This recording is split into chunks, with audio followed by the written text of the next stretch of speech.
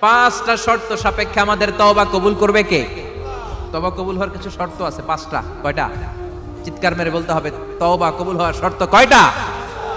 এক নম্বরে হচ্ছে Al Iqra, acknowledgement. You have to give the acknowledgement that you are the greatest sinner on earth. আপনাকে ঘোষণা দিতে হবে যে আপনি পৃথিবীর সবচেয়ে বড় পাপী। এক নম্বর শর্ত, আপনি বলেন যে আল্লাহ, আমার চেয়ে বড় পাপী নাই, আকাশের নিচে জমিনের উপরে আমি সবচেয়ে বড় পাপী, এমন কোনো পাপ নাই যেটা আমি করি নাই, ঠিক কিনা? এক নম্বরে পাপের ঘোষণা দেন। দুই নম্বরে আন-নাদাম, নাদাম মানে repentance. You have to be repentant for what you have done.